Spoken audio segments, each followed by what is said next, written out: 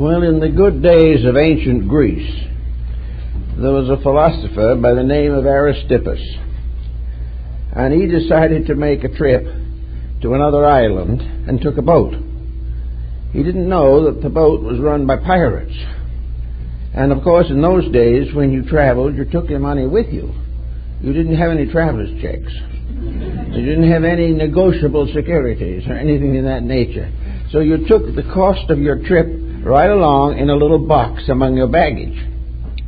While Aristippus was sitting quietly in his cabin, he heard some talking going on the deck outside, in which the captain of the pirate ship and his crew were preparing to dump him overboard and take the money. Well, it kind of perturbed him for a moment, but he realized there must be some solution. So the next morning when the sun came up, Aristippus was sitting out on the bowsprit of the boat, with his feet dangling on each side, holding in his hands his cash box, and he was dropping the coins one by one into the ocean. And the pirate said, "What are you doing that for?" And Aristippus said very quietly, "'Tis better that the gold should perish for Aristippus than that Aristippus should perish for the gold." And as a result of this rather clever move, he was landed safely at his proper destination, but the trip was rather more expensive than he had expected. This morning we want to talk a little bit about the problem of money. In the first place, I don't think we should always condemn wealth as responsible for our financial difficulties. It is not wealth, it is man's relationship with it. It's what he does with it and how he gets it. The motives behind it and the motives that he starts into motion with it. The material itself is either paper, silver, gold, or copper. It has no moral problem of its own. It came from the earth and ultimately will return to it again. The whole problem is the matter of use and abuse. And it looks as though at the moment we are having what might be termed an economic dope problem. It looks as though money has suddenly become one of the most dangerous drugs with which the human being must contend. The situation is very close in its parallels. The individual takes the drug to feel high. The individual accumulates money to feel high, to feel superior, to fulfill ambition, and to gain some kind of economic advantage over other people. Now, these motives are not the highest nor the purest, and have resulted in thousands of years of tragedy. It was long known and still believed that you cannot trade any longer on a merchandise basis. You cannot swap a cow for 2 sheep or something of this nature. You cannot carry your collateral to the market with you. There has to be a medium of exchange. A medium of exchange is something by which there is a regulation of a transaction, by means of which objects of physical and actual value are represented by an exchange medium, and the prices and the profits are judged by the possessors of the medium. Now, we know that in old times wealth was very important, but not nearly so as now. Actually, nearly every ancient thinker realized that wealth was a substitute for internal maturity.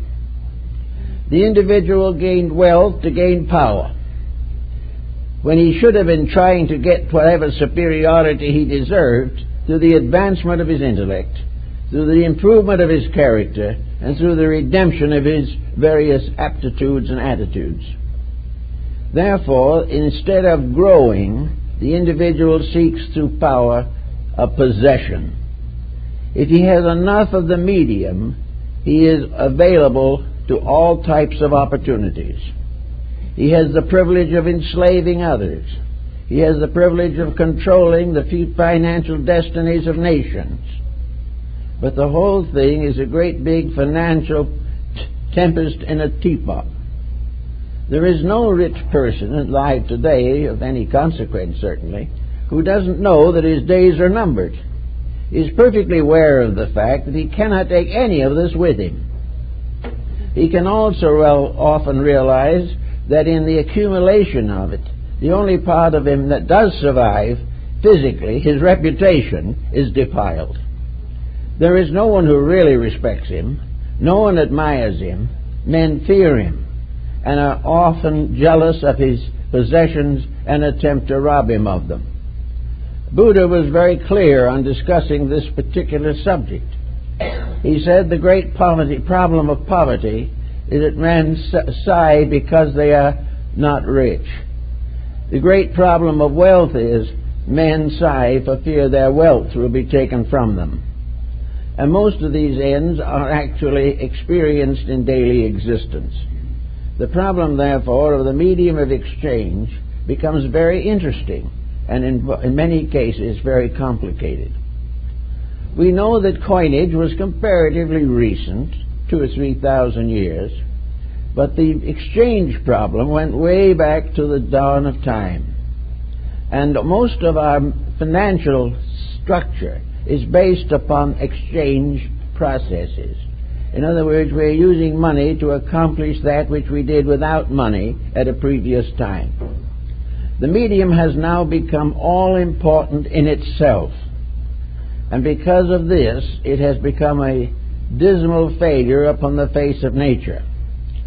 The individual comes into this world with certain potentials. He is certainly more than merely a money grabber when he is born. He is not concerned in infancy with cash. He is rather concerned with the fulfillment of immediate needs and a constant need for love and attention. The individual, therefore, as he grows up in life, must accept and take on the economic situation of the world and generation in which he lives. But the person himself has potentials, and nature's intention is that man should live to grow, that he should become more, that he should understand better, that he should enrich life, and that he should cooperate with all other living things in the perpetuation of a just economy. This was a great problem. Some of the boys and girls of the last generation tried to solve it by various types of socialism. They also tried single tax. We went through a series of experiences with the mugwumps and many others. We went into pressures with Bellamy's looking backwards and all the utopians who have gone before. But out of all of this, nothing really satisfactory has emerged. Today, two great nations, China and the Soviet Union, are attempting to solve the economic problem by removing the incentive of wealth. Well, they've not been successful for the simple reason that without the incentive, nobody wanted to do anything. It became a matter of forcing the government or the nation to make a kind of slavery out of the population so that it would pay its own bills. This all came to a very sad showdown here in the Great Depressions through which we have passed in the present century. The actual answer, therefore, is to realize that the trouble lies not in the medium of exchange, nor in the theory of exchange. The problem lies in the abuse of the medium of exchange. And this abuse has increased constantly until wealth has become the final incentive for the majority of human beings. Wealth may be in money, it might be in cattle, it may be in beads or wampum, but something that is generally valued has become the goal of our modern thinking and living. We do have idealists, we do have mystics, we do have philosophers, but for the most part, people are concerned primarily with the accumulation of material goods, and this accumulation necessitates an economic system which will provide them with the means to buy and sell. This economic system, of course, becomes more aggravated as time goes on. Little by little, it has resulted in what might be termed an age of increasing luxury. The idea now is that success is luxury. Success is to reach that point in life where you do not need to work. Therefore, successful people have a very bad time afterwards, because not needing to do anything, they fail to develop any potential within themselves, except the privilege of spending, which soon becomes a burden upon the spirit. Now, the ancients had these schools of initiation. They had mysteries. They had systems of ritualism. And they had strange and wonderful pageantries to emphasize the workings of the divine will. All of these mysteries and pageantries consisted of various forms of temptation which had to be resisted. The individual had to be tempted to compromise his character in order to gain some insignificant or unreasonable reward. If he gave in to this temptation, he failed the test and was therefore no longer eligible for advancement on the level of human culture. So we have always some kind of initiation. In primitive times, these were physically painful. The individual often had to suffer from wounds and from various physical ailments brought on by the testing of character. Later, these wounds were no longer used, but various tests of attitudes became dominant. The individual seeking enlightenment had to prove that enlightenment came first. He had to prove the willingness to sacrifice most of the great advantages of wealth and luxury in order to improve his inner life. So today we have a great system of wealth which is not keyed to improvement. The individual and the community, the world in fact, in taking this test, the test of wealth, is failing the examination. Instead of having the courage to rise above the temptations of temporary gain, he takes the attitude, largely, that he wants what he wants as quickly as he can get it, because he does not know how long he will be here. Now, looking over the simple situation as it is, we wonder that people have ever been willing to take the attitudes that are now dominant. The individual, no matter how high his salary, no matter how many dividends he has, no matter how many homes and castles and chateaus he may purchase, is a fallible creature. He is a being that has a very temporal existence, subject to innumerable infirmities, and inevitably resulting in the final termination of material existence. Therefore, this entire process, which dominates the lives of probably 90% of human beings, is a process that is little better than a tempest in a teapot. The individual cannot take it with him, yet he is willing to commit crimes against humanity in order to get it. He is always fighting some way to protect it, but another criminal is waiting to take it from him.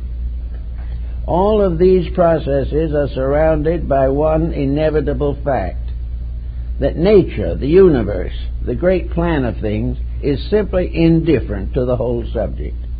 It is meaningless in terms of ultimates.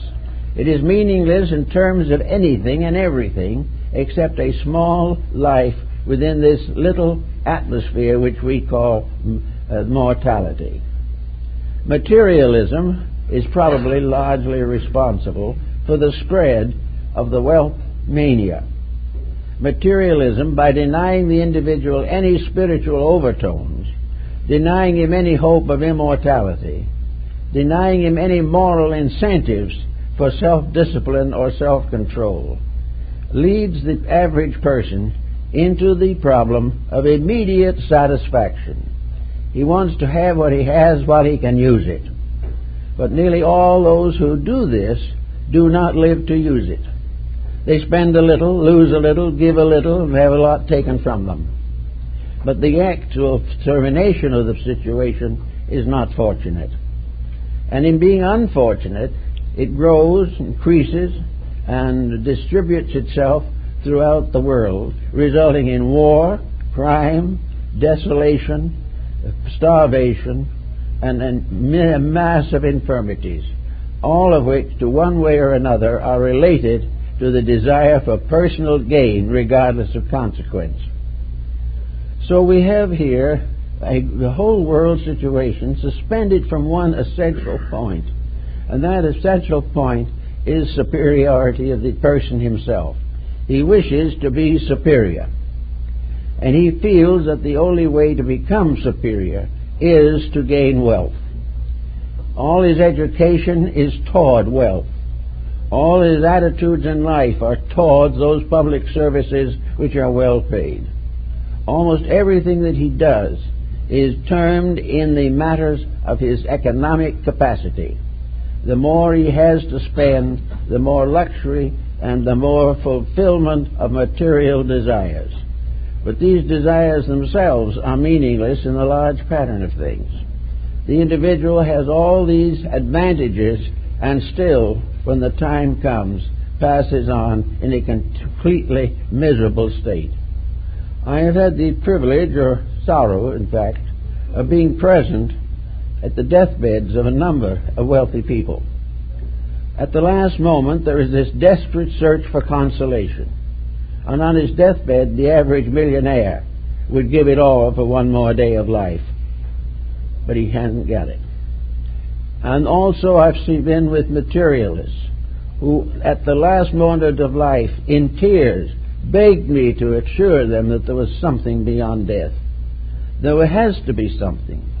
And they had been educated out of the belief in the continuity of life. Why was this education thus stumped and prevented? Why was the individual allowed to grow up as a materialist?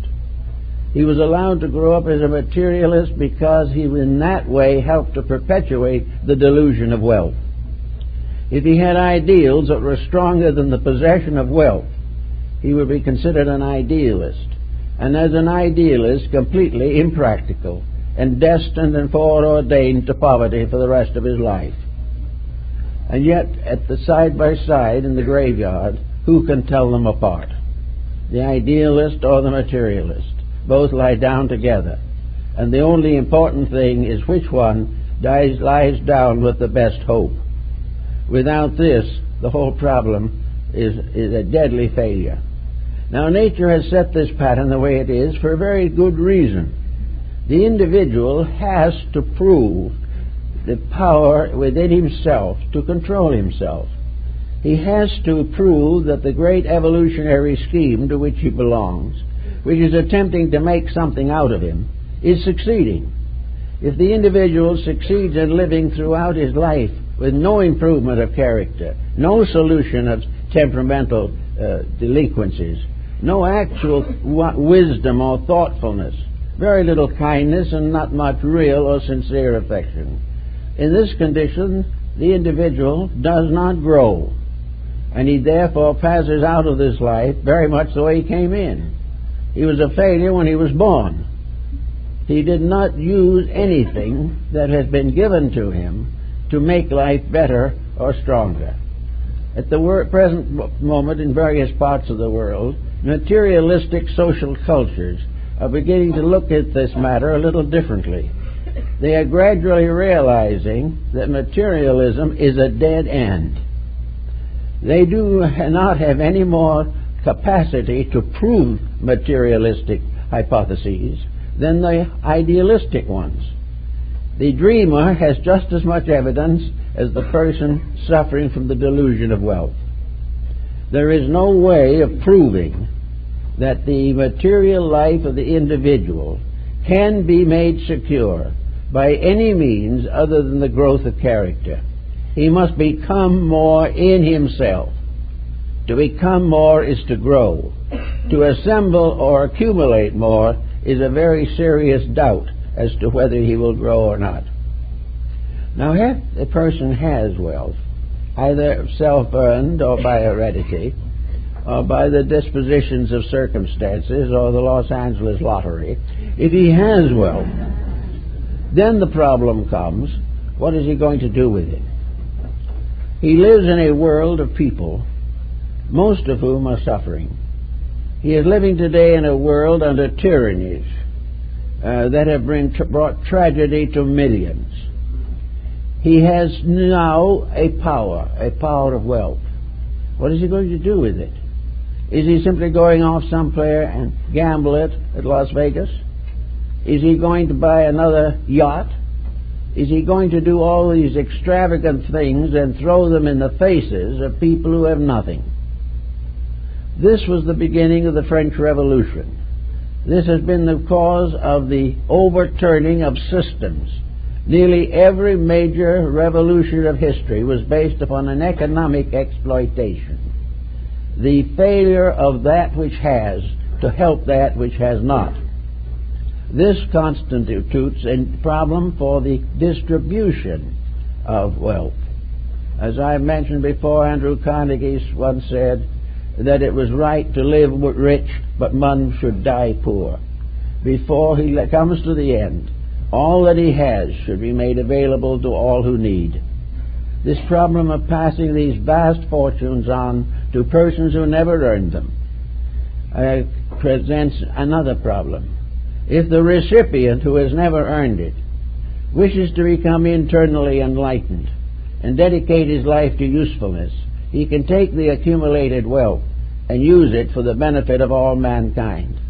But if he has been given no incentives, if education has done nothing to enrich his character, if he continues to make his own appetite the final source of all demand, then the wealth problem goes on in cycles of misery until the whole system breaks down.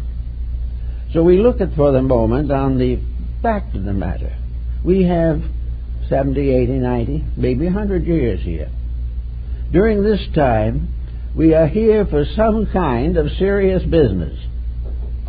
Now, serious business does not need to be a tragedy. Serious business does not mean that we must go from one misery to another. But it does mean that being here, we're in the presence of a great unfinished situation. We come into the world which is in itself in a midmost condition, somewhere between its own beginnings and its ultimates. We are here, therefore, as part of an ever-moving panorama of social change. We are here to become part of something that is trying to outgrow its own mistakes. We are not here long before we begin to realize what some of these mistakes are. We begin to realize that it is necessary either to overlook the suffering of others or else make changes in our own disposition. The easy thing to do, of course, is to simply overlook the miseries of other people. But nature, again, is a little bit strict in this issue. If we do this long enough, we have social revolution. Because the underprivileged must have an opportunity. In China at the present time, the government is lifting restraint on private industry and private business. It's permitting people to earn something themselves. Now, this is probably a proper and natural thing. We should each of us earn what we have and what we need. We should not be part of a socialized structure which bestows all necessities and leaves us no incentives to the development of higher resources. We cannot be made secure by being supported by the state. The support that we get is that which is given us to do something else with. Wherever life is supported, it is assumed that that life will reward this support by growth, by development, and by usefulness. If it does not accomplish these things, then we ultimately end in economic collapse. So we're now faced with the definite personal issue of saying, let us accept that for the moment we are going to be functioning under an economic system. That this economic system used can be of use to all of us. Abused can be the wreck of nations. Abuse is where selfishness takes over and dominates methodologies. The individual who is selfish is always in trouble. His selfishness never really brings him the consolation or the accumulation which he desires. If he gets that which he has not earned, it will slip through his fingers and disappear. We see that today in the vast aggravations in the financial level of life, with persons of comparatively slight abilities, by means of publicity and press agents, making millions of dollars a year. What are they doing with the millions? A few are known to be doing good things with some of it at least, but for the most part it slips away. And today a large part of the wealth that is accumulated by lack of real integrity or understanding is being spent to buy narcotics. The vicious circle goes right on, and in this vicious circle the two walls of birth and death still border the whole transaction, leaving us very little to be proud of as we go along. Now, we can't necessarily try to live other people's lives. We can't lead a parade to do a certain thing. Under some conditions, reforms are achieved, and then they are achieved, it is a wonderful thing. But a very large number of those most needing reforms reject them utterly. So we have another way in which we have to approach this thing, and that is we have to begin all this reformation process by enlarging and deepening our own understanding. The only person whom we can lead successfully through this labyrinth is ourselves. We may be able to influence and inspire others, but the whole test of material civilization rests with each person who lives in this world. Each individual on every level of life is confronted today with decisions, things he must decide in himself, attitudes that he must take, solutions that he must find, and if found, apply. As a result of that, no matter what position the individual may be in, whether he is in a dominated society in which he has really nothing to say, whether he is a free soul with everything to say, is not important. The important thing is that each person must, in his own way, discover the reason for himself. He must discover the real meaning of wealth.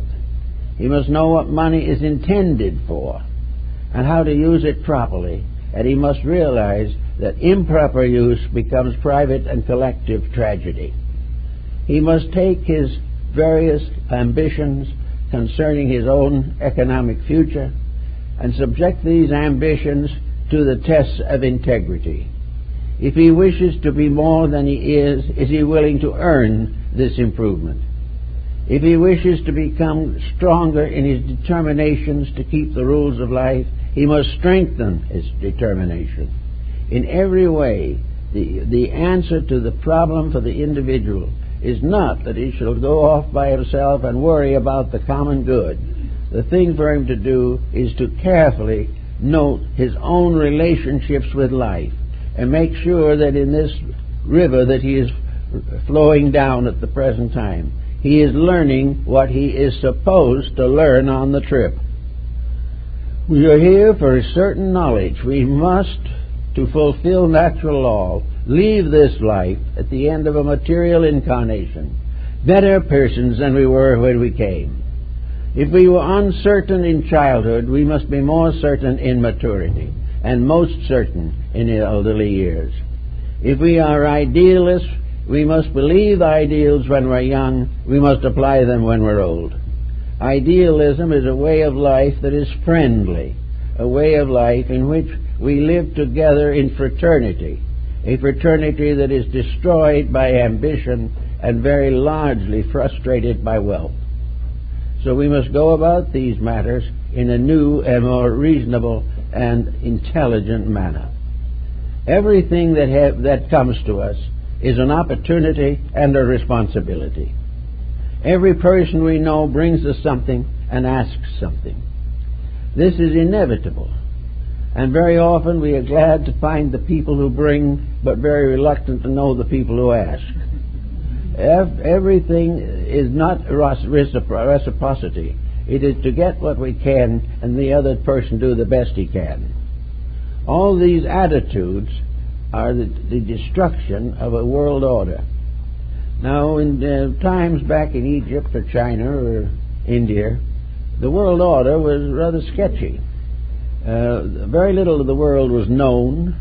Opportunities for wastefulness were comparatively limited. The various powerful political pressures towards materialism were not supported or sustained. While wealth did exist in antiquity, wealth was not regarded as a particular ornament, because the wealth structure was overshadowed by the great mystery institutions.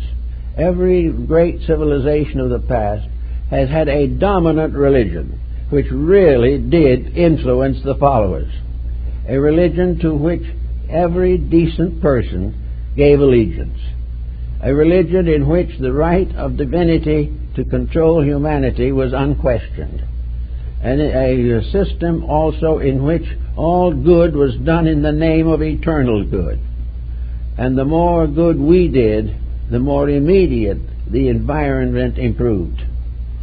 All these things were part of the Greek way of life, the Egyptian way, the Persian, the Hindu, the Buddhist. All these different nations had ethics, great systems of traditional integrities which were supposed to dominate human conduct. Every religion in the world that has had troubles has had trouble as a result of departing from the original revelation. Wealth and power and ambition gradually took over and destroyed the supremacy of the spiritual revelation upon which a civilization had been based. Instead of therefore perpetuating the good, we used the good as a means of enslaving something, to dominate, to control, to take over, to press our own opinions upon others even though we couldn't live them ourselves. So nature, being what it is, has various discipline systems for creatures of differing degrees of evolution. There is one type of discipline for a rabbit and another type of discipline for a human being. And yet everything that lives is living in hazard and requires discipline to survive. There are laws for every creature, and any creature that breaks the laws is subject to self-destruction. Even the animal kingdoms have their internal integrations. They have a kind of mysterious intuition as to the needs of their own kind. And by observing each other, they gain the great education. In the animal kingdom, each type becomes learned by watching the works of that particular type in its daily existence. Whatever that type does that endangers it, the member must avoid. That which fulfills it, the member must cling to. All these things are part of natural law operating. And the moment an animal breaks natural law, it's lost. That is why my old friend Seaton used to say so often, practically no animal ever dies of old age. It dies of the gradual failure of either its integrities or its vitalities, but never does it die a natural death. This is because of the way things are in life. Perhaps human beings do not die a natural deaths either. Perhaps much of the terror, pain, misery, suffering is due to the fact that we are not yet perfect, that we have not as yet developed the full measure of our humanity. Perhaps that very solution that will sometime result in the brotherhood of human beings will also result in a painless transition from one life to another. But we are here as we are, with our limitations, with our hopes, with our fears. And in these levels of insights, we have to solve the daily problem of existence. So we must try to prepare some kind of a code which we can live with injury to none and benefit to as many as possible. Whatever we have, we must use as wisely as we can. Wise use guarantees a new and greater supply. Whatever we have should never be wasted, thrown away, discarded, turned into something that is of no value to ourselves or anyone else. Take as a good example of this, alcohol, narcotics, cigarettes, all these things which waste money, destroy health, and endanger character in daily living. Out of these abuses arise a great deal of crime, and out of ambition for wealth, more crime, until the great crime organizations are very largely simply dishonest accumulators of profits. So all these things have to come back to us, and we have to start thinking about them, or the end is not going to be what we hope it is. So we must begin in our own way. The individual should, as much as he can, strive to maintain a contact with his own inner life.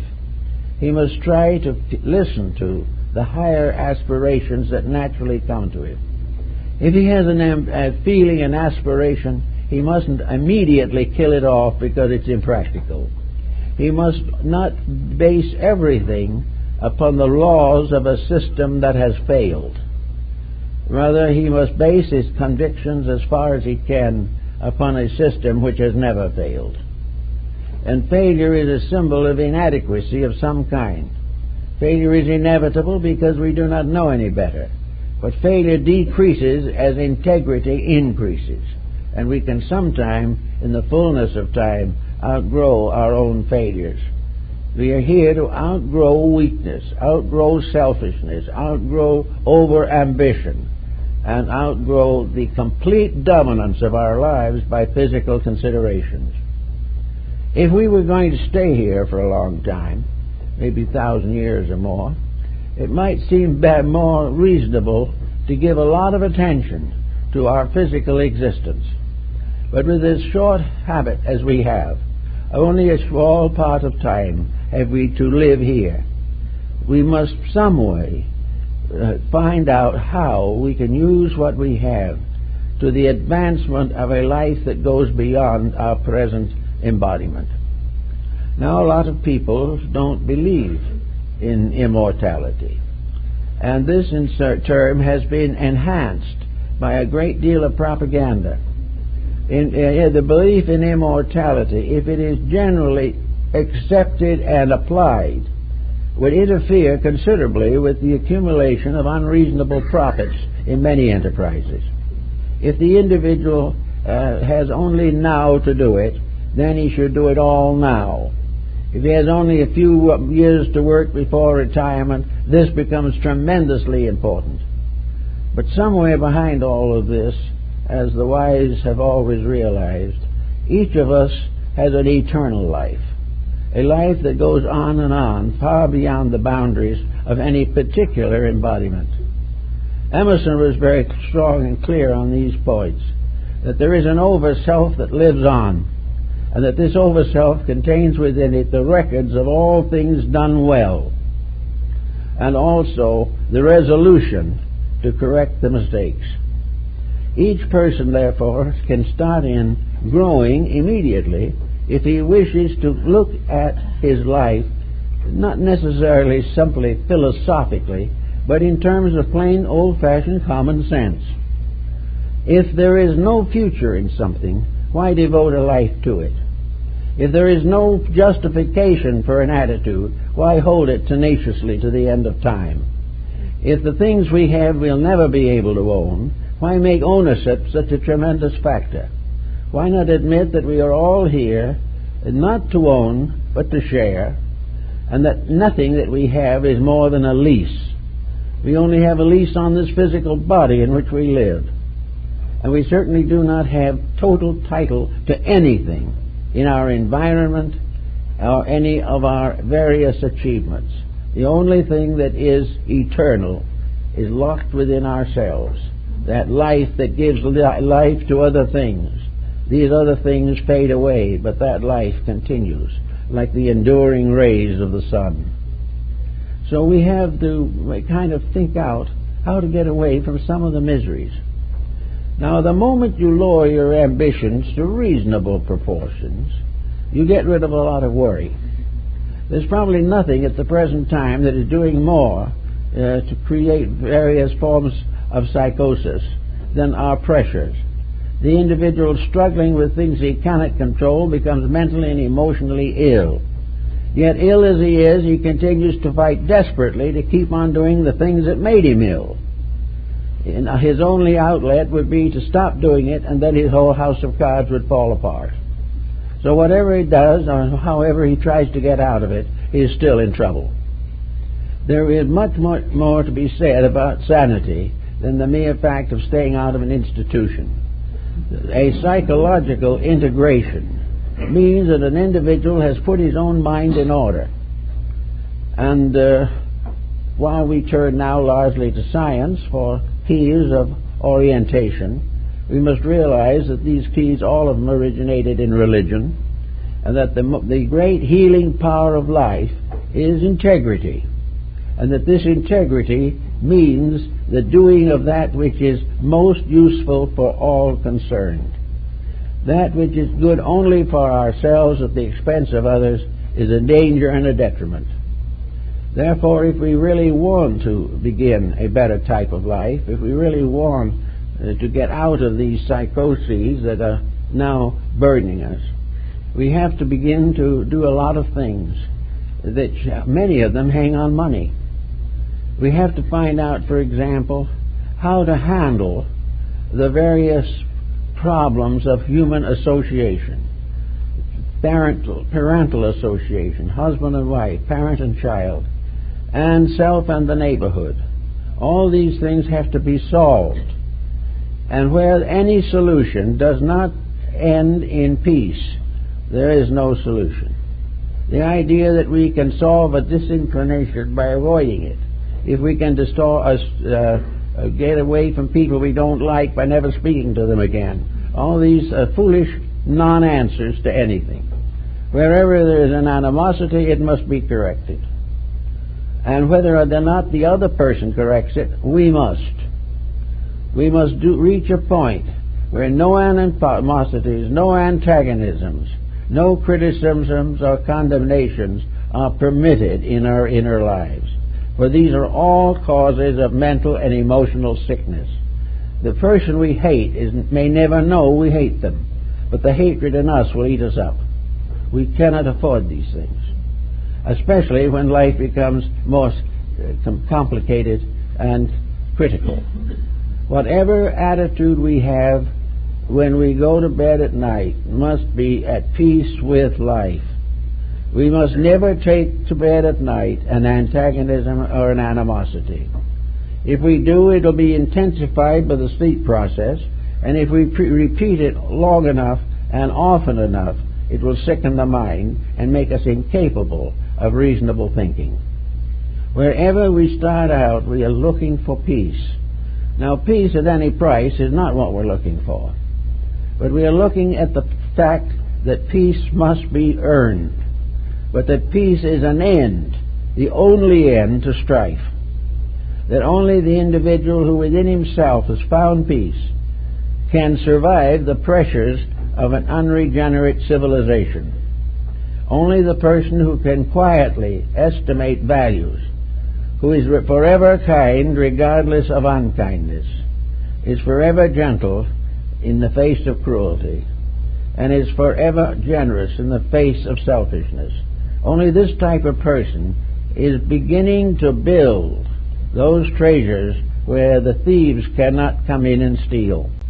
We grow on into that which lies beyond the present according to the way we have lived here. And we are not going to find that death changes any of our basic characteristics. If we were foolish in life, death will not make us wise. If we were selfish in life, death will not make us generous. If we were criminal in life, death will not make us virtuous. Death may present us with certain problems to help us again to continue the redemption of ourselves. But death is not the possibility of walking out on unfinished business. We take the unfinished business with us, and in due time return with unfinished business to a world suffering from unfinished business. It goes on till it's solved, and the solution always begins with ourselves. Because in the large nature of everything, we go and we come, and those who are closest to us see us no more, and those we have never known may be close to us. But in all instances and all conditions, it is the integrities that become the basis of enduring relationships. Those who are true friends are honorable. Those who have ulterior motives have never real friendship. Now, there's been talk about limiting the income of people so that no one can earn so much or more than a certain amount. This has an advantage in some ways if it can be enforced, but wherever it is enforced, there's going to be criminal interventions. There are going to be ways found to break the rule. If a man is told that he can only earn $25,000 a year, he will hire a specialist, 2 lawyers, and a crooked judge to make sure that he can have more. We cannot stop him by legal means. We can stop him only by integrities. We cannot prevent the individual from being selfish simply by putting him in jail. We cannot cause him to be no longer a criminal by imprisoning him or condemning him. We may be able to get him out of the way of society, but in doing this, society has not solved the problem. It has only punished the person. The great problem is not how to punish a criminal, but why it is necessary to have this type of situation in our cultural life. It's interesting to note that 2 civilizations that we know about had no medium of exchange. One was the Mayas of Central America, and the other was the Incas of Peru. They were both reasonably advanced cultures, strong in arts and sciences, with good medical skills, with considerable understanding of astronomy, mathematics, music, and all these things, but without a medium of exchange. They didn't, as a result of not having a medium of exchange, when Pizarro asked the Inca of Peru what they did with criminals, the Inca looked at him kind of sadly for a minute and said, "I really don't know. We don't have any." The removal of the medium of exchange, or the absence of it, reduced a great deal of pressure, reduced most of the jealousies, the conspiracies, the cartels, the monopolies, and the private feuds, most of which had something to do with gain or loss. And with gain or loss no longer considered as needed or practical, a whole area of private sin, crime, and mistake was cleared up altogether. Because all these things ultimately, if not immediately, drift into these major eras of civilization. What I think we should learn more than anything else is to change abuse to use. The world is full of things that need to be done. The world is in great need of working together as a collective structure to make sure that we have food for unborn generations, that all possibilities of war are lost. Because war is always a gain. It is some such structure of ambitions in which millions of the helpless die to maintain the arrogance of a few. The moment we really begin to think about humanity, there's lots of things we can do with money to help everything that needs helping. The reforming of education, the development of a new way of life in which honor is accorded to those who have given the most to the common good, where every individual is proud of what he is doing and maybe restores the old guild system, in which the individual who became a first-class carpenter was just as good in the eyes of society as a first-class theologian or a doctor, for each was a master of his own craft. He had earned the respect of his fellow members, he was honored by them, and was considered to be a person of sufficient importance to be able to hold up his head before kings and dukes. If we have achieved something, We do not have to depend upon money for reputation or for recognition. Many of the great achievements of history have been made by the poor, but the poor who have physically little have sometimes given us an immortal value to be carried forward into future ages. So here we are with nations that can't read and write, with many health problems still unsolved, with congestion on the freeways, with our jails overflowing, with practically every public resource exploited. We have things to do. Here and there I have noticed little accomplishments. Some town that was tired of being exploited by itself rose against the problem and solved it. They solved it with just plain thoughtfulness. Solved it by being kind instead of critical. Solved it by talking creatively rather than gossiping. And little by little, the control of ourselves makes us into people who are capable of contributing to essential progress. Then if we have little, we use it wisely. And the dollar from the man who has only $1 is just as great as $1 million from another person. It is what we give, what we have, what we do that we should be proud of. What we are contributing to the advancement and the good of all that lives. There's no longer any time for all sectarianism, all the competition and struggles of creeds, all the fightings of beliefs, all the definite determination to convert somebody else to our opinions. These things are no longer necessary. They never were. And most of these problems have their roots in an economic situation. Money is at the root of most of the corruptions in philosophy, education, and theology, just as much as in business. So we have a big problem, the big dope problem. We are doping ourselves to death with dollars. We find that we are willing to pay a vast sum of money and commit crime to get the dollars for dope. We are doing the same thing on an economic level.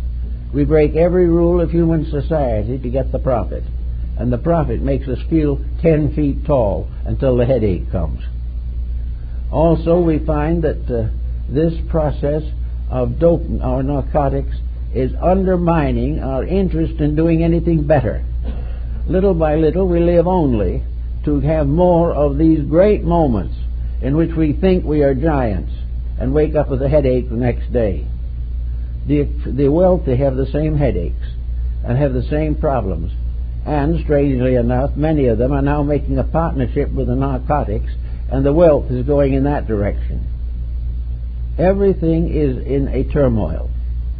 And I don't want to leave at all the impression of being fatalistic about this. I'm not.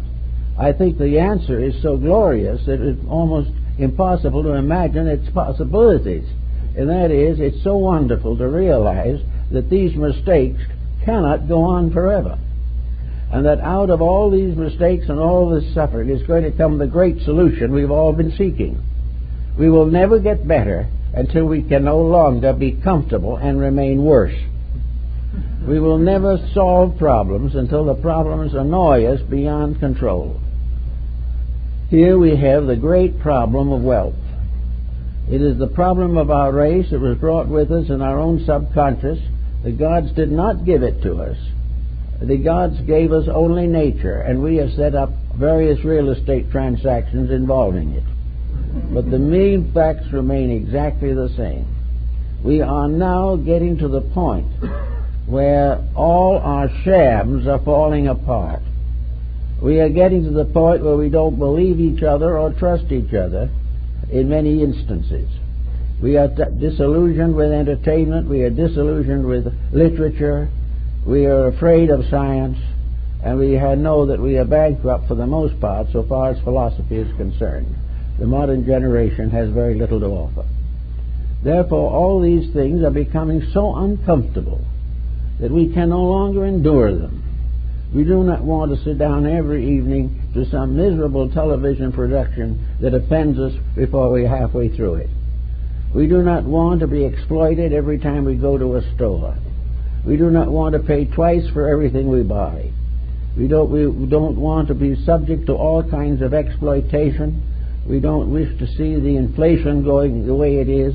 all has to do with money. And it all has to do with what the rich man has said, namely that whatever we charge, somebody will buy it. And he's probably quite true. We will buy anything, even if it costs the last dime we have. But the things that we cannot buy are the things we need the most.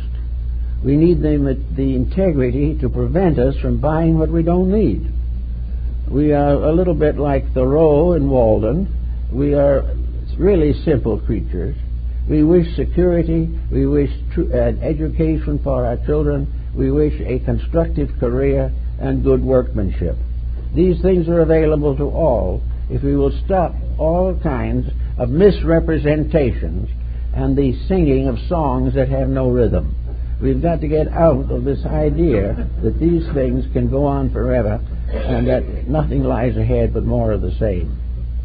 Now we are beginning to realize something else that is interesting. There is a gradual rising of organized resistance to corruption. There is a gradual arising, an organized determination not to support that which we do not believe. It is showing here and there. Books are coming on it. People are talking about it. Religious groups are emphasizing it. Even politicians occasionally refer to it with a hesitant note. But all the way along, there is a feeling that a universal reformation is at hand. Now, if this is true, if we're really beginning to feel that the time has come for a major change, what is the cause of this new feeling? The answer is money. It's not the money we're going to make off of it, but the money situation we can't stand as it is. We start gradually realizing that we are being constantly exploited by each other for profit alone. And it's gradually coming to our attention that we're getting a little tired of it. We are no longer willing simply to be the spenders for somebody else's advantage. We are watching the bargains. We're watching the money markets go up and down. The thing is getting more ridiculous every day. And we are gradually awaking to the situation that we are the slaves of a monetary system. That we are the slaves of individuals who corrupt that system to their own advantage. That money as a medium of exchange is no longer even permitted. It has something on it all the way along in the form of ulterior motive. Every transaction is geared not to use but to profit. Every accumulation has been to some degree at the expense of others. Now, we don't mean that all of this is bad or that we should be blamed for it. It isn't that. But we are gradually reaching the point where we should outgrow it, where we might be perfectly willing to believe our ancestors couldn't do any better. There is no reason why we can't do a little better as we go along. We have more advantages, we have more understanding, we have more knowledge than any other generation, and we're in the worst condition of them all. This cannot continue and doesn't need to. And the answer to that is the recognition that wealth can no longer be the guiding, driving force behind civilization. It may be there, we need it. We don't have any desire today to carry the little pig to market any more than we did 2,500 years ago. Wealth is a medium of use. Wealth is a good servant, but a terrible master. It is here to be used to make life more convenient and not to be corrupted. It is the little group sitting under the buttonwood tree in lower Manhattan that is held to be responsible for the miseries of mankind. This is not actually true. The real truth of the matter is we have allowed money to become a thing in itself, a value just simply as money, and that the man is rich who can clip a coupon. This is not true. All of these things are simply little emotional tingles in our subconscious. The mere fact that we have these things may be protective of our needs, but the moment we begin to overlook everything else in the cause of them, we're in trouble. money is no use unless we know what to do with it and how to use it most advantageously for the good of all we know and all that are concerned. General world financial situations are rather beyond the average private citizen's comprehensions at the moment, but the fact remains that our world is a mass of wastefulness, that everything is trying to make something more out of someone else, and all authority is working back and forth, living off of the ignorance of the majority. Now this you just can't have. And wealth should be the thing to break it up. We should be using money to liberate people from the delusion of money. We should be using it to educate them in the values that they must carry with them, not only through this life but beyond. When we send a child to college, we should not be thinking, shall we send him and make him a doctor, a lawyer, or some of these learned professions, because they pay better. We should give him the education that will enable him to develop himself, his own internal hopes, his aspirations, his convictions. He should be given a chance to release something. For the growth of a people comes through the release of the internal potential of the citizens. Every member of a human society has something to give, but for the most part the rest of that society doesn't want it. It wants only that part which will enable these societies to exploit each other till the end of time. But actually, money should be used to make certain that the better things of life are made available to those who are willing to earn them, and that all individuals should be given sufficient education to assist him in determining the difference between right and wrong. There's no reason why we should graduate from our greater university today persons who do not know whether they're good or bad, and for the most part don't care. So we've got to move it from an economic foundation to an ethical foundation. And the ethical use of money would be a tremendous help. It would be the same thing as the ethical use of medicine. The medical sciences and arts are great help if they're not exploited. We can find great and wonderful things in all the discoveries we have made, but we must from within ourselves develop that power which can coordinate these various discoveries and dedicate them to the service of the human need. We must do that which is necessary to protect and advance the reason for our own existence.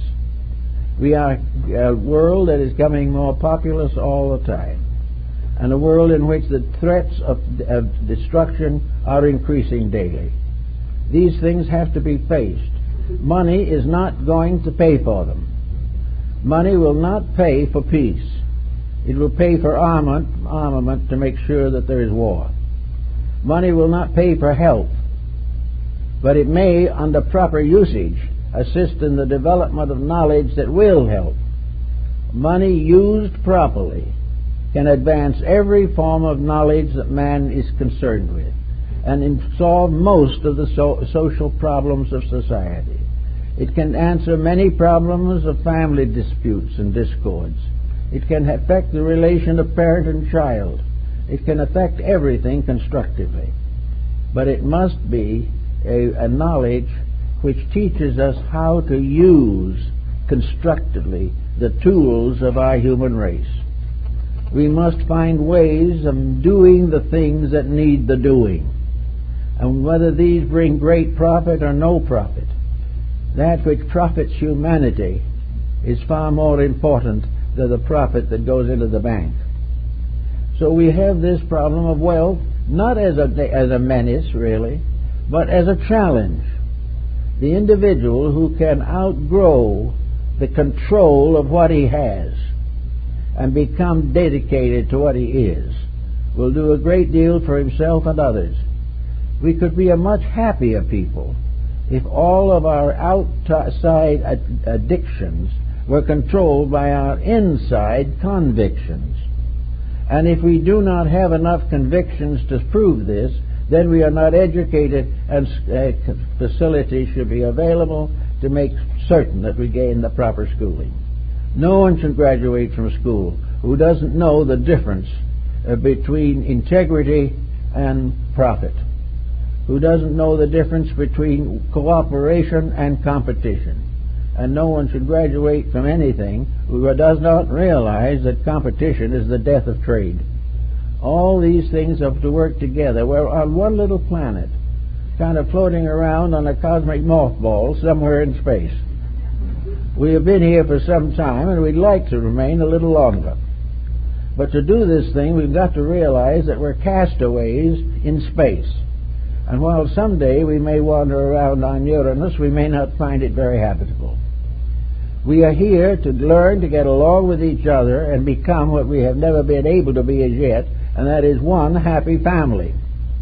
A family in which everybody is equally interested in the good of everybody, that everyone is hoping the best for everybody, that we are all delighted at the success of other people if it is right, if we are doing things well, and if we find someone with a great idea, that we can get behind them and help them.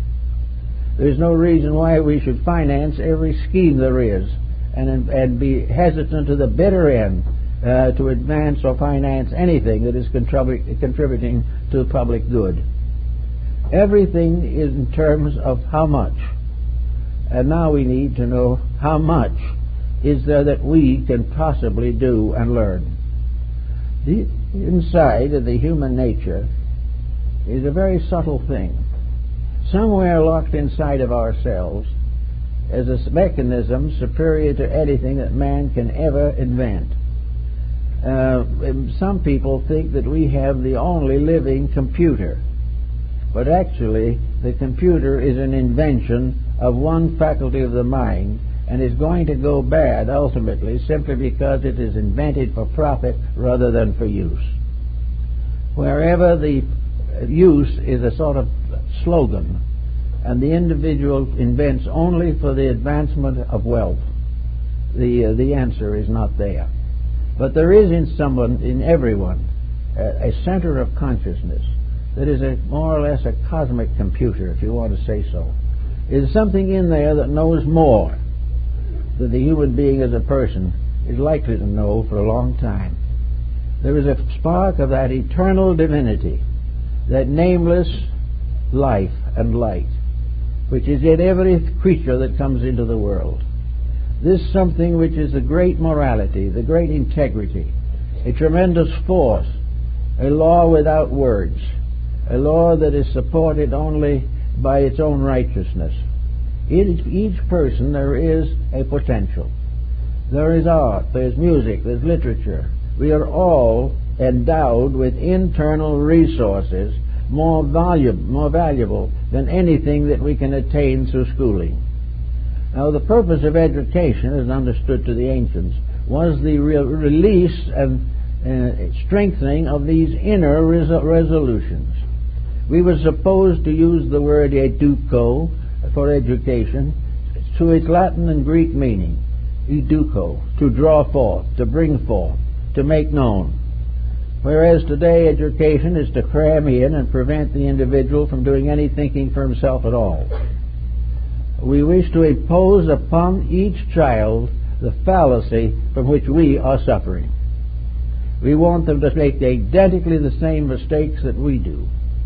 And we take the quiet thought that in all ability we'll be gone by the time our descendants decide how wrong we were, and also are in the same spot themselves. Now, this isn't because everybody intends to be dishonest. It's just short-sightedness and a loss of values. When religion was important in the world, we had a lot of despotism, but we also had a vast storehouse of integrity that is lost to us. Religion was something that put a divine power above our human purposes. Religion thought in terms of a divine purpose, a divine reason for things, beyond our common mistakes and misinstructions. And that some way, through prophets, sages, revelations, mysticism, and so forth, this divine plan could be communicated to humanity. And that the gods of all ages have spoken through their sages and saviors for the instruction and improvement of humanity. We have received from all of them the golden rules, commandments, and all kinds of admonitions as to how they should live as persons, how each individual should cultivate a certain conviction within himself which would make him worthy to be considered a religious person or be dedicated to the universal purpose for things. All these inner impulses are being slowly smothered out. We don't give any chance anymore for the individual to be himself. We impose upon him by intention, we mean the best in the world, only that which will give him physical security. And yet every day we see this physical security fade, getting worse and less obvious, and failing before us because of the intemperances of our own natures. Therefore there has to be something better. All things physical are the instruments of that which is transphysical. Everything that is commonly used is an instrument for a secret purpose. Our eyes are not to just see things with, or to watch television with. Our eyes are to help us understand life, to understand nature. They give us the faculty of power of feeding all kinds of secret inner impulses, desires, and appetites that are of themselves noble. Our ears are to hear good things and not the noise of rock music. Our various faculties and sensory perceptions open to us worlds far beyond our understanding. We can share in the wisdom of all time. We can accept the virtues of the past. We can grow with everything that has ever grown, unless we stunt ourselves by means of a type of living which shuts out everything that isn't investable at 9%. We must get out of this idea that all success is in terms of profit. What does it profit a man if he gains the whole earth and loses his own soul? People just don't think it's nicer, just don't quote that anymore, because it is embarrassing. But there is a tremendous truth, and a lot of people need to be embarrassed. But they won't accept it. They will never do it that way. But in some way, through the pressure of circumstances, through the breaking down of a system that has already failed, we may come closer to the recognition of that system which is bound to succeed. That out of all of this problem, the problem of our humanity is more or less at stake. We are human. Humanity means, in a projection of the word, a humane treatment. It means fellowship, kindness, cooperation, generosity of spirit, gentleness of life. As humans, we are not supposed to still suffer from the wars of the jungle, which we are assumed to have left behind. We are no longer part of that which lives by killing, or by destroying, or fighting for territory. All these things belong to a form of life, theoretically, that we have outgrown. Therefore, as human beings, it is our natural state to get along together peacefully and in a friendly way.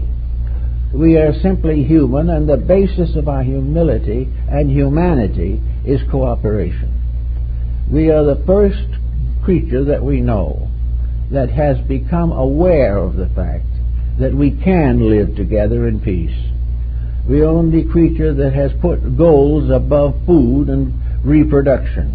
We are the only creatures that have lifted their eyes to something superior and realized that in some strange way we are kindreds of the angels. We know better. We sense that we have been given something which we are supposed to use wisely and lovingly and skillfully. And if we can understand that, then all the things that we come to, all the minerals in the earth, all the plants in the ground, all the various forces of nature around us are there to help us. They are part of an environment, but it is not the forces of the environment that mold us, but it is our own part that molds them. The forests do not change us primarily, but we can destroy the forests forever. We are also to be benefited if the forests remain, and in taking care of us, the forests also take care of hundreds of other living things. Therefore, protection, love, and understanding, all these advance purpose. Greed destroys. That which is selfish destroys itself to the end of time. Therefore, it is time for thoughtful people to give it further consideration. We are here because we firmly and gently believe that we are trying to find a better way of life. We are searching for those truths that survive the decays of nations. We are searching for a way of harmlessness, with mercy for all, charity for all, and malice toward none. This type of thinking is very essential to those who intend to try and be better people, because with all our efforts to be truly spiritual, to be truly wise, to be truly practical humanitarians, there still is this nagging within ourselves of the damage that wrong training has already done. Where it has damaged, we must recognize the damage and correct it. If we have been brought up incorrectly, then we must rise above the mistakes of the past, whether of this generation or former generations, and live into the virtues of the future. These are the things that we must really do, and if we do them, we will find that every medium that we have is no longer something evil that we have to fight. It is something beautiful that we have to use, and which we have deformed by our own selfishness. All natural resources are good. The deforming is done by the negative thoughts of human beings. So we don't want those anymore if we can help it. We want all our resources to be used for the good of us all, and in so doing to accomplish the end which creation intended, and which creation is strong enough to attain regardless of our opinions. Therefore, wealth is first of all inner wealth of understanding, giving us the wisdom and the skill to use our outward possessions according to the laws of creation and distribution and redemption. These things being true, we'll get along all right.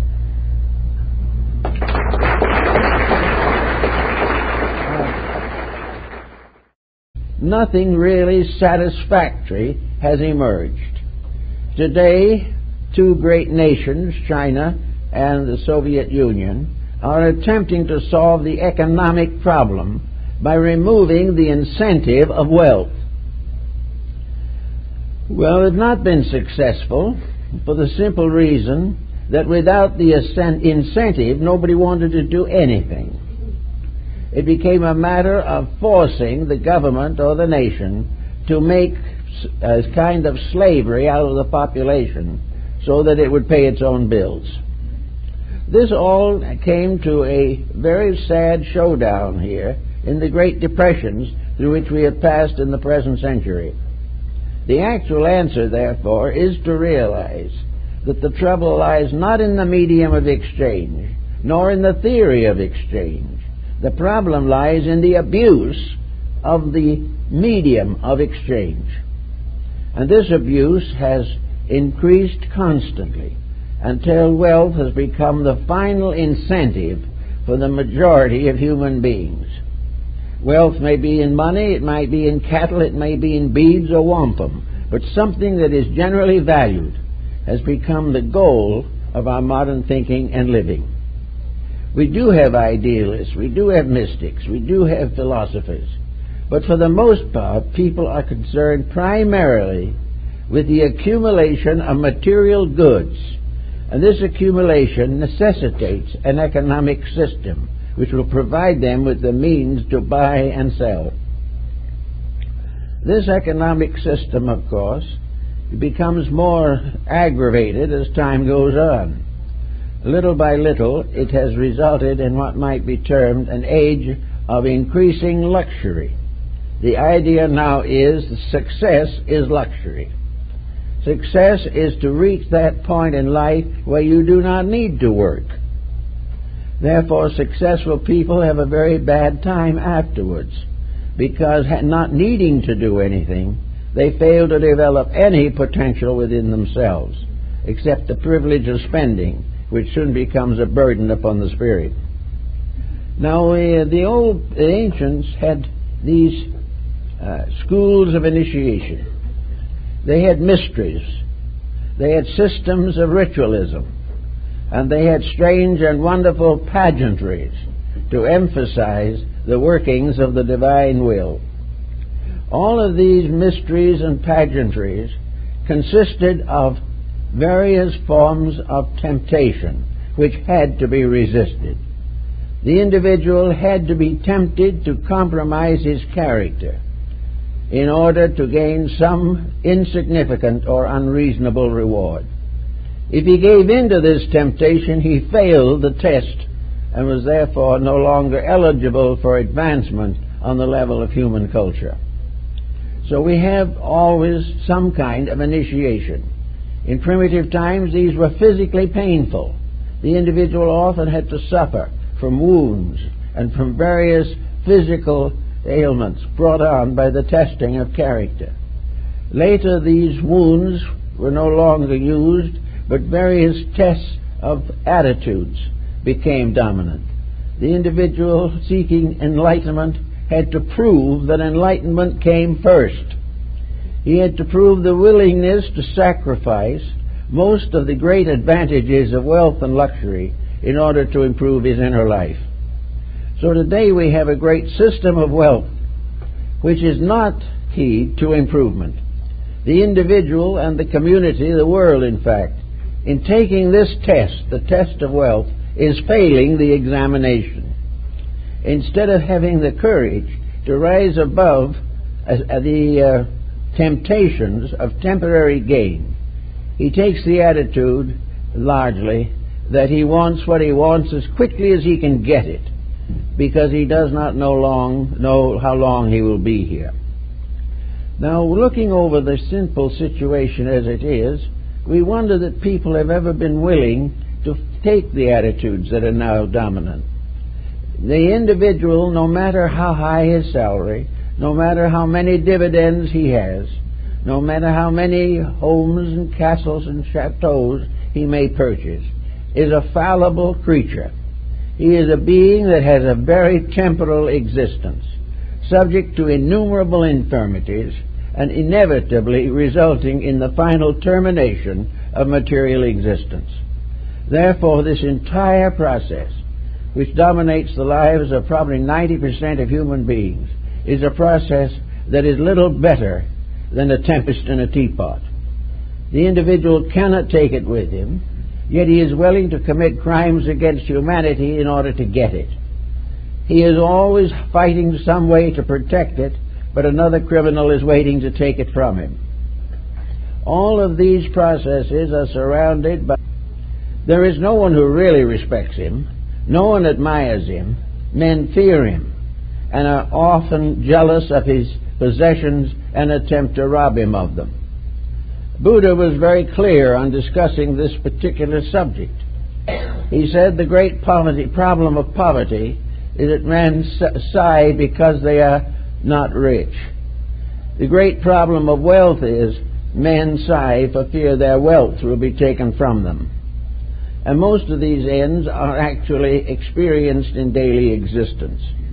The problem, therefore, of the medium of exchange becomes very interesting and in many cases very complicated. We know that coinage was comparatively recent, 2,000 or 3,000 years, but the exchange problem went way back to the dawn of time. And most of our financial structure is based upon exchange processes. In other words, we're using money to accomplish that which we did without money at a previous time. The medium has now become all important in itself. and because of this it has become a dismal failure upon the face of nature. The individual comes into this world with certain potentials. He is certainly more than merely a money grabber when he is born. He is not concerned in infancy with cash. He is rather concerned with the fulfillment of immediate needs and a constant need for love and attention. The individual, therefore, as he grows up in life, must accept and take on the economic situation of the world and generation in which he lives. But the person himself has potentials, and nature's intention is that man should live to grow, that he should become more, that he should understand better, that he should enrich life, and that he should cooperate with all other living things in the perpetuation of a just economy. This was a great problem. Some of the boys and girls of the last generation tried to solve it by various types of socialism. They also tried single tax. We went through a series of experiences with the mugwumps and many others. We went into pressures with Bellamy's looking backwards and all the utopians who have gone before. But out of all of this,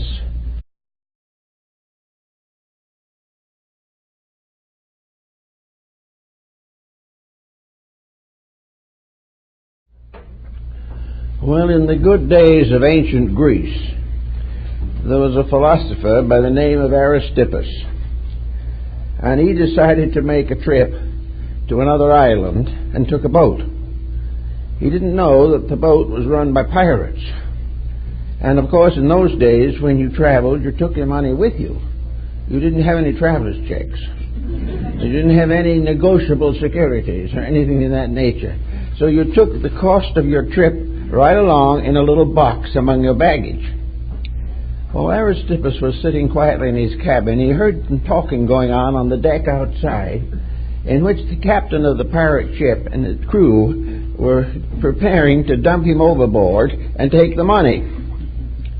Well, it kind of perturbed him for a moment, but he realized there must be some solution. So the next morning when the sun came up, Aristippus was sitting out on the bowsprit of the boat with his feet dangling on each side, holding in his hands his cash box, and he was dropping the coins one by one into the ocean. And the pirate said, "What are you doing that for?" And Aristippus said very quietly, "'Tis better that the gold should perish for Aristippus than that Aristippus should perish for the gold." And as a result of this rather clever move, he was landed safely at his proper destination, but the trip was rather more expensive than he had expected. This morning we want to talk a little bit about the problem of money. In the first place, I don't think we should always condemn wealth as responsible for our financial difficulties. It is not wealth, it is man's relationship with it.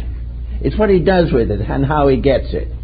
The motives behind it and the motives that he starts into motion with it. The material itself is either paper, silver, gold, or copper. It has no moral problem of its own. It came from the earth and ultimately will return to it again. The whole problem is the matter of use and abuse. And it looks as though at the moment we are having what might be termed an economic dope problem. It looks as though money has suddenly become one of the most dangerous drugs with which the human being must contend. The situation is very close in its parallels. The individual takes the drug to feel high.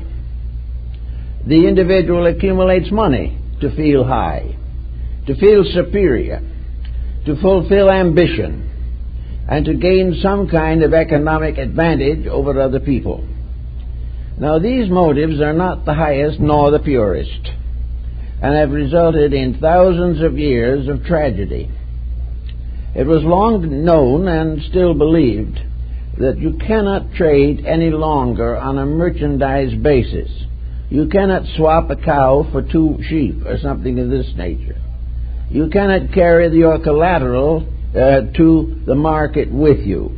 There has to be a medium of exchange. A medium of exchange is something by which there is a regulation of a transaction, by means of which objects of physical and actual value are represented by an exchange medium, and the prices and the profits are judged by the possessors of the medium. Now we know that in old times wealth was very important, but not nearly so as now. Actually, nearly every ancient thinker realized that wealth was a substitute for internal maturity. The individual gained wealth to gain power, when he should have been trying to get whatever superiority he deserved through the advancement of his intellect, through the improvement of his character, and through the redemption of his various aptitudes and attitudes. Therefore, instead of growing, the individual seeks through power a possession. If he has enough of the medium, he is available to all types of opportunities. He has the privilege of enslaving others. He has the privilege of controlling the financial destinies of nations. But the whole thing is a great big financial tempest in a teapot. There is no rich person alive today, of any consequence certainly, who doesn't know that his days are numbered. He is perfectly aware of the fact that he cannot take any of this with him. He can also often realize that in the accumulation of it, the only part of him that does survive physically, his reputation, is defiled.